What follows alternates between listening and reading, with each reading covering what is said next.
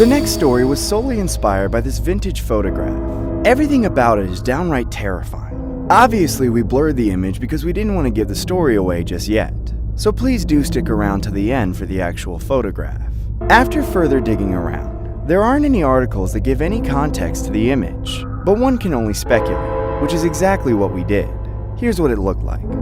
I met a guy at a thrift shop once. His name was George, but he wasn't really a guy. He was more of a gentleman. Though he was on the older side, I found him to be quite attractive.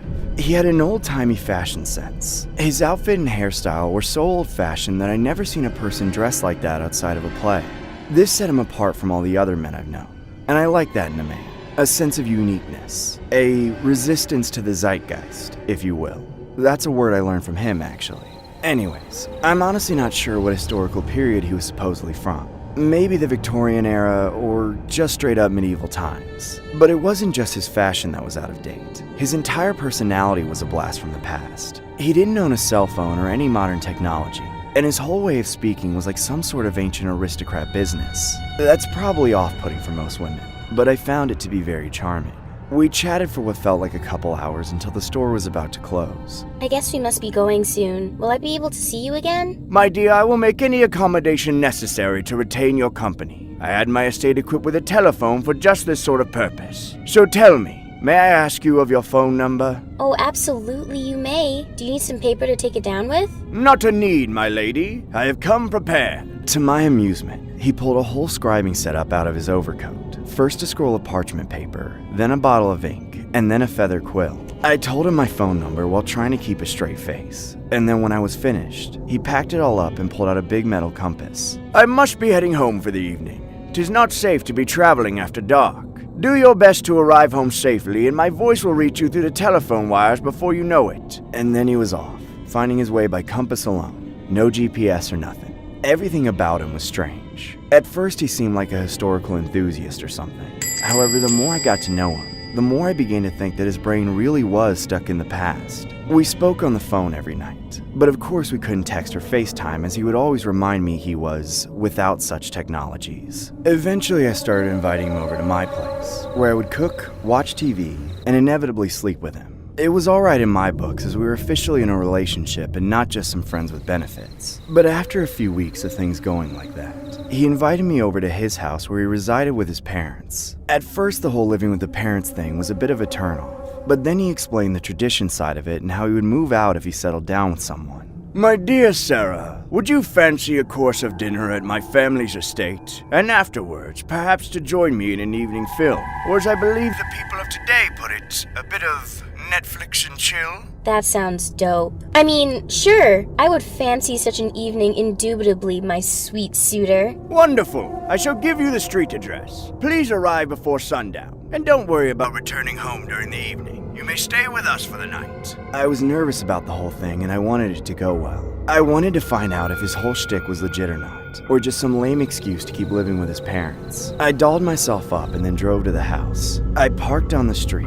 and was immediately taken aback when I looked at the estate. And it truly was an estate. It was old and spooky, but at the same time huge and ornately architect, like what you would imagine a rich person's house being 200 years ago. I knocked on the front door and was greeted by his mother and father, who were even more dedicated to the old-timey fashion. His father had one of those powdered wigs like George Washington would wear, and his mother was looking me up and down curiously. Ah, so this is the lady that George has chosen to court. Splendid. You'll make an excellent wife.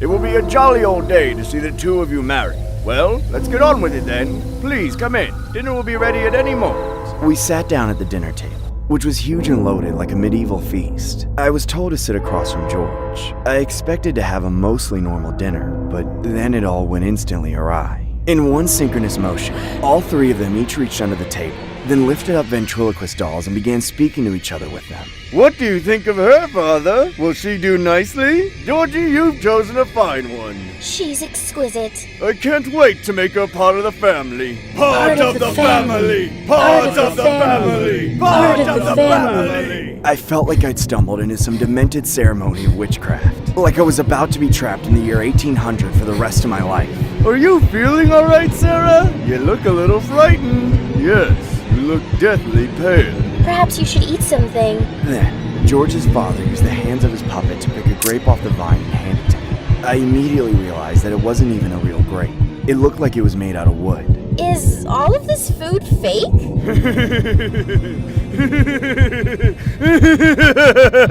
I dropped the wooden grape and stood up from my chair. Please excuse me. I'm not hungry. I need a minute to steady myself. I ran as fast as I could to the bathroom and tried to get a grip. I went to splash some water on my face, but when I turned on the faucet, nothing came out of the tap. There wasn't even water in the toilet, and it was spotless, like it had never been used before. I figured they must use buckets of well water for their needs. I didn't want to offend them, so I tried to hold back my fright. When I finally came out, though, I was ready to leave.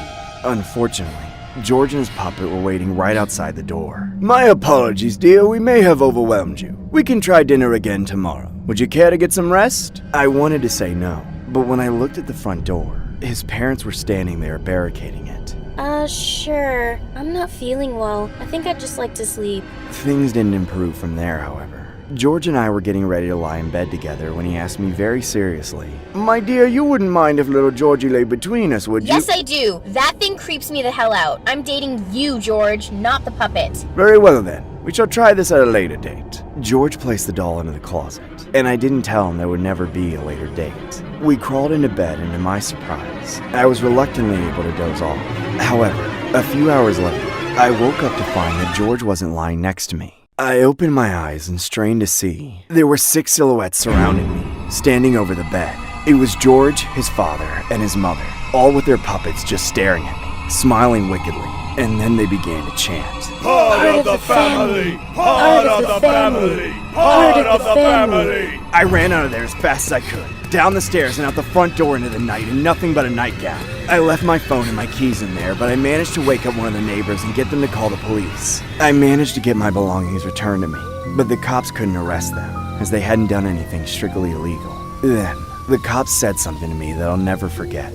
There had been multiple complaints in the past, where George and his family had terrorized multiple younger women with their ventriloquist dolls.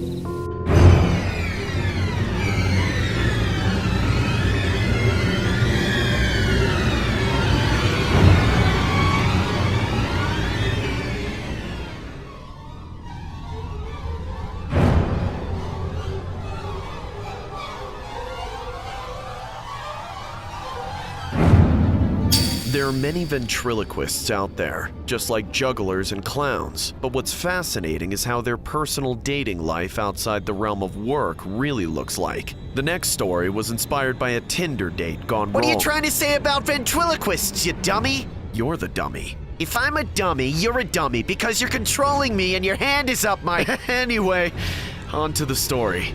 I go on Tinder quite a bit to find dates, or at least I used to. As a woman, it's really easy to match with guys. I'll usually swipe right on whatever man I find to be decently attractive and often end up matching with them. I can't imagine how many men swipe right on me that I would never even give a chance. When I do end up going on dates from Tinder, they rarely warrant a second date for the same reason. Most men on Tinder are only interested in sleeping with me for my looks and leaving me as a one-night stand. Though, there was one guy that really did seem interesting. His name was Jerry. In his bio, he said he was an entertainer for a living. He didn't go into specifics, but I was preoccupied with thinking that this meant he was some kind of actor. He was one of the more handsome men on Tinder too. After we matched, we texted for a few days. His energy was invigorating. I could tell that he had more on his mind and more going on in his life in general than just thirsting for vapid intimacy. I hope I stand out from the other guys on Tinder. I would take a bullet for you.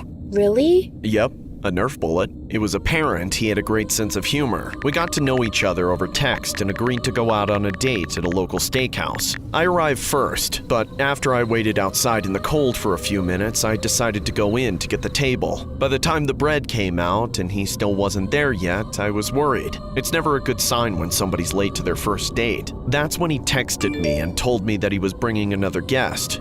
Immediately, my heart jumped. I replied with a bunch of question marks, but he quickly followed with an explanation. Apparently, he didn't have anyone to look after this guest, and he didn't want to leave them alone in the house, so he had to bring them. I figured he was being awkwardly cheeky with his language, and that this guest was some baby pet of his. A few minutes later, he arrived, but at that very moment, my heart sank to the floor. He didn't have a puppy or a kitten like I thought so.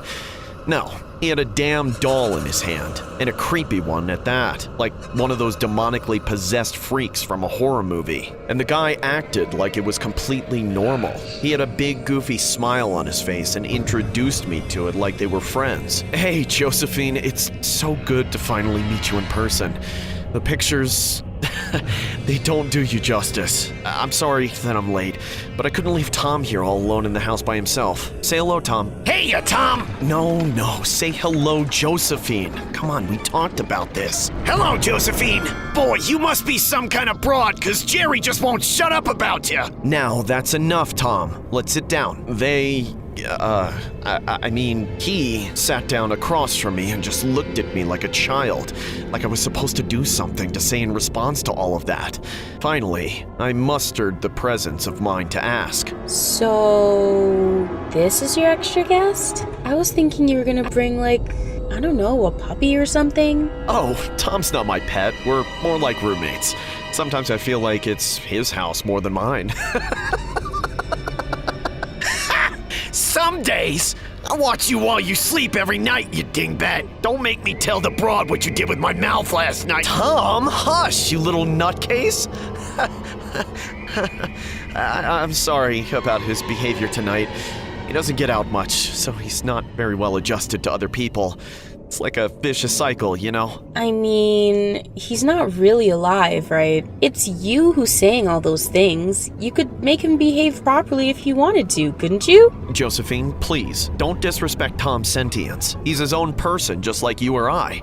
He just needs my help to get around. He's right, you know. You should really watch your mouth, little lady. You're gonna get a mouthful, and I ain't talking about steak, you hear me? I'm sorry, I guess? Yeah, you're sorry, all right. Come on, guys, can't we all get along? I was truly at a loss for words. I had to give him credit for his act, though. I swear I couldn't see his lips moving at all.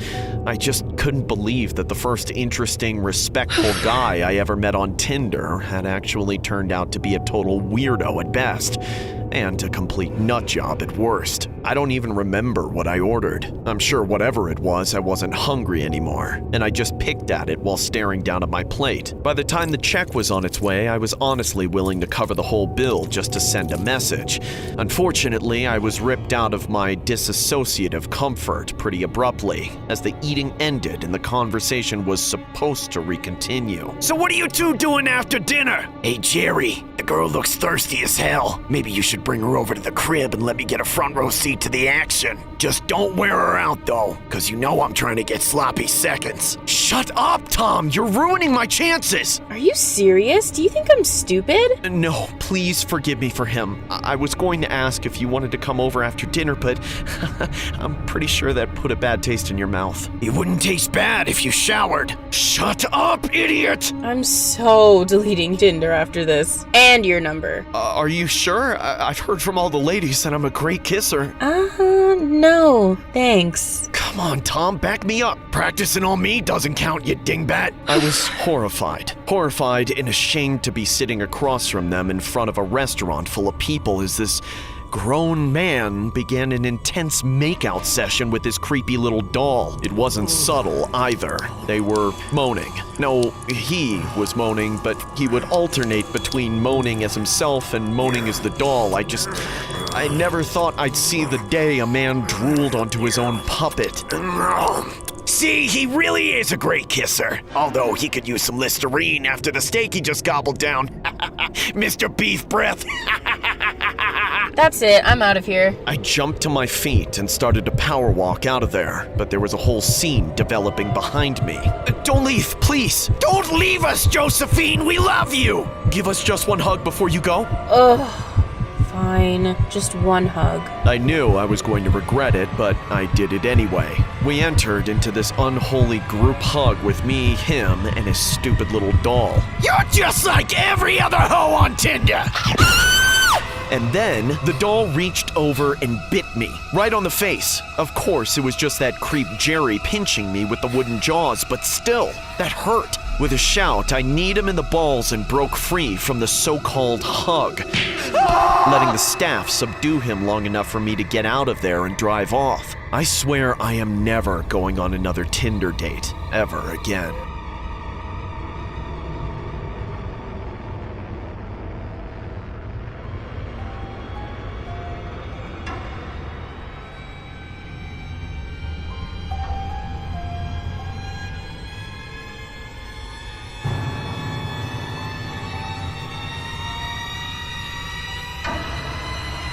The next story was inspired by this spine-tingling footage. The video displays an old composition doll sitting on a chair while being filmed for an X amount of time. But what you'll see next will have you second-guessing any dolls lying around your home. The following animation portrays a dramatized version of the alleged occurrence.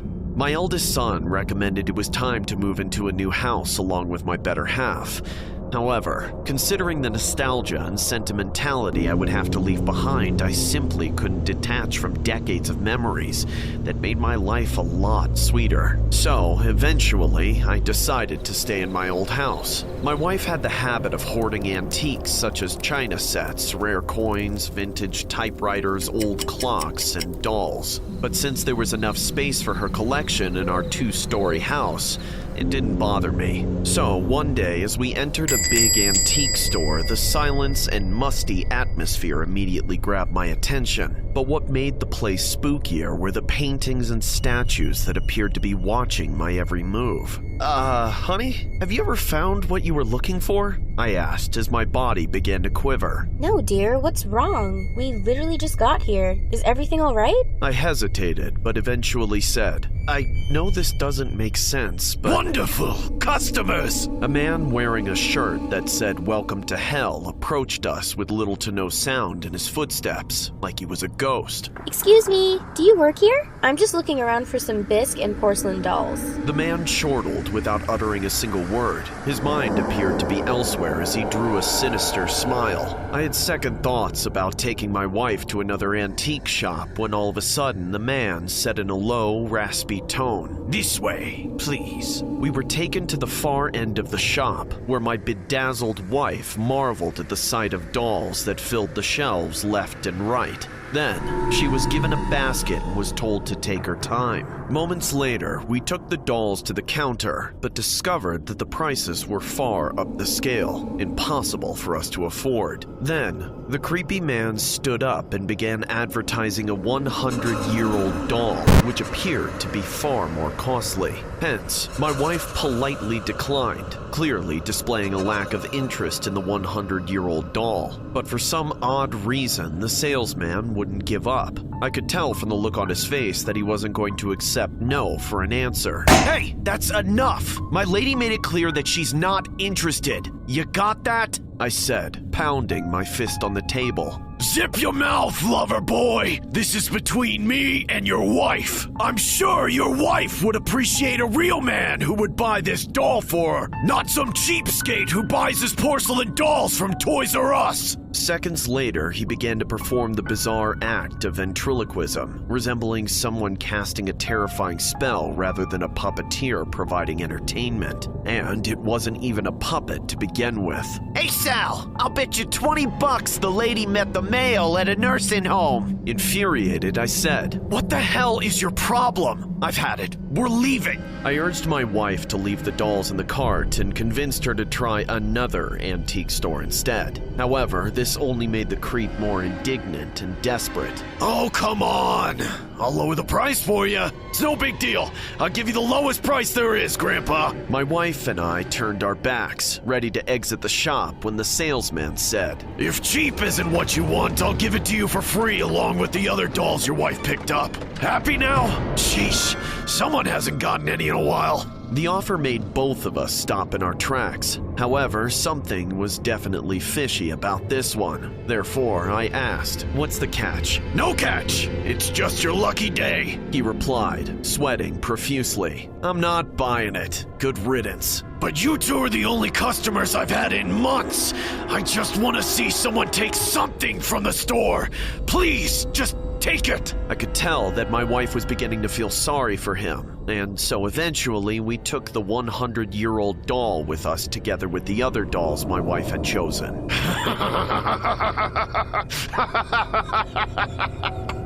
Then, seconds later, the man giggled deliriously, like he was the first man to have reached the summit of Mount Everest. His reaction was so unusual that I thought he might have had a mental disorder. However, I shrugged it off, and as soon as we arrived home, my wife was rapturous as she displayed the dolls on the sofa in the living room. To be honest, I never really liked dolls. In fact, I wouldn't feel comfortable sitting next to one on a chair or on the bed. But seeing my wife's elation made all the agitation disappear, and somehow I didn't care about sharing the couch with a bunch of dolls while watching television with my dear wife. Late into the night, we decided to get some shut-eye, and while my wife instantly fell asleep, I stared at the ceiling, thinking of the creep and the weird offer he gave us.